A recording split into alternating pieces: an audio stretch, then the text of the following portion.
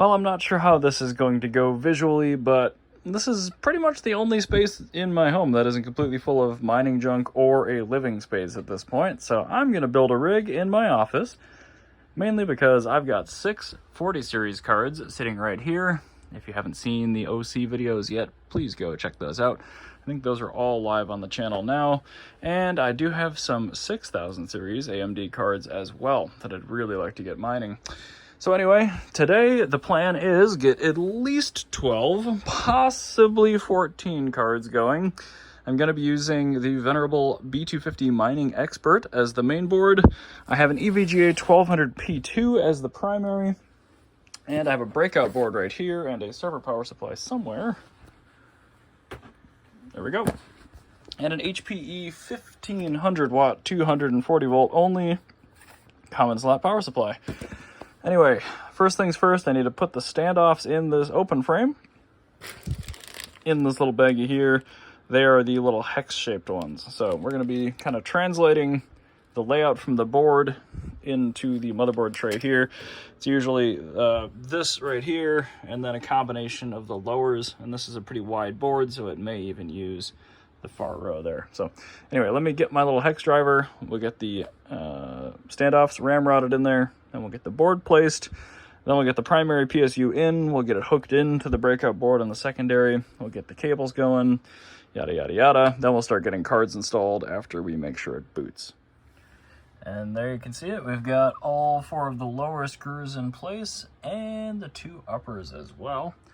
Next up, like I said, we're going to be putting the primary power supply right here. We're going to hook up the ATX 24 pin to A. We're going to be hooking the 8-pin EPS up, which, goodness, I hope this has it. Looks like it does, even though I might have stolen it from a different rig. And then after that, I will place the secondary. I do need to test it in here for booting, maybe the first couple cards just on 120, which I have over here, but this is 240 volt only. So I will have to run this over to the workbench before we finish it up. But either way, we can get some of the risers in place and, yeah, at least make sure we get this thing into Hive. Well, you can see the 1200P2, hi Jada, is in place.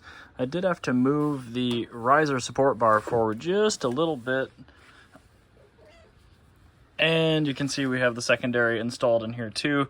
This is not going to be a perfect art, but you can use the ATX brackets in a sense to at least get them to not move around too much. So I'm going to get the ATX and EPS in there. We're going to hook this up to power, and then I'm going to go ahead and make sure that I can get this thing booted reliably, make sure that the BIOS settings are correct. And then next thing I'm actually going to do is preload the risers in 14 of the slots that I know actually work on these things. Jada, hello. Yeah, so I'm going to preload the risers in the 14 slots that I know are the first 14, which if I run one make of card, I can usually get that to work. So I'm not sure if we'll be able to get 14 going with 2 makes, but I just want those all preloaded because it is extremely hard to actually get access to any of this stuff once this is fully built up.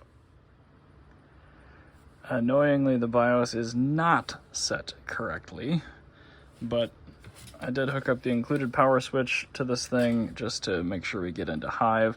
It looks like that is working, but I gotta wait for the little LED on this Wi-Fi adapter to actually light up green. I did see the NIC, however, shut off and turn back on, so I'm inclined to believe that it is booting off of this little USB here. We will see. I'll head over to the Threadripper and just make sure that it's actually booting up. So I'm using a capture card, but right now, first things first, I'm going to go ahead and update the BIOS because this is old. 1207 is the old one from 2019, and looks like 1208 is what we're going to be flashing from. I'm surprised it's not even a little bit newer than that, but I also set the APM configuration so it will boot automatically once power loss is detected and restored. So once the flash is done, I'll shut it down, and then we'll boot into Hive. Then we can put in the risers. Then we can put in some GPUs. Well, there we have it. Mining Expert, G3930, 12 gigs of RAM. So we'll shut her down, get the risers populated, and we'll start adding cards. So here's my riser card situation. I have main slot, I've got these 3 staggered out, and then I've got the main group here and I believe that's how I'm running 14 on all the rest of my B250 mining experts. So now I'm going to go ahead and hook a lot of cables up to this. Unfortunately, it's going to get pretty messy, and I think most of the cables I have are black, so normally I like to label these with the number. I can't do that this time, though. Dang it. Alright, this might look like a mess because it kind of is, but every riser cord I have sitting right here is 8 through 14. Everything over there is 0 through 7. So, well, I guess 1 through 7, that's how I numbered them, but we have 2 cats wandering around now. Great.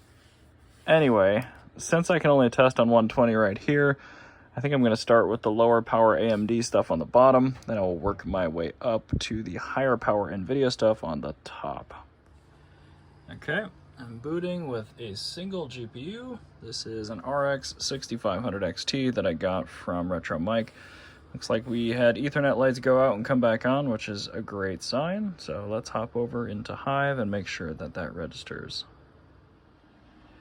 Alright, well, so far I've accidentally plugged everything in the perfect order. And I ran a very long set of C13 to C14 adapters over here to power up this PSU. So I've got all 7 of these powered off of the 1200. And now I'm going to be running the other 5 40 series cards straight off of this 1500 watt HP common slot. Well, it's all up. I'm too lazy to do the switcheroo and get these in order, at least for right now. But I was noticing the Founders Edition 4060 Ti's got Hynix. Gross. I'm going to see if that thing's terrible. If it is, I might end up returning that. But anyway, let me see what these are all good at, make an insanely complex flight sheet, and then we can try it out. This is still the BC250's boot drive, so ultimately it's going to end up going on another rig, but I don't know. Let's at least get a flight sheet going and see how she do. Well, there we are with the final state. I did try to create a flight sheet for this, but I was using the ghost sheet method in LOL Miner, and it just completely ignored me. It actually tried to apply the NVIDIA overclocks to the AMDs, and all the NVIDIA stuff went full TDP, so I don't know yet, but I am super duper tired. I need to eat. So this thing is going on ice for tonight. I'm going to go ahead and shut her down with this fancy power switch. And yeah, I'll come back to this, but it's working great. Other than that, I mean, this thing was basically running full TDP, no problem. There are splitters in it, but not many. And I've kind of done a visual assessment of where all the power needs to go, and we're good. So we got, again, the 1500 watt server power supply and a 1200 P2 down here. We got a lot of power potential. This thing should be good, and there's enough spacing where I don't think we're going to run into overheating issues either. The bottom row of cards are pretty chilly cards. 3060 Ti looks like it's got some good space in there, although it did look like there was a cable in the fan, so temperatures look good, all things considered. But yeah, I don't know. I just wanted to get the 40 series and the rest of my RDNA 2 in a rig mining because it felt stupid to not have these efficient on some algorithms cards being efficient on some algorithms.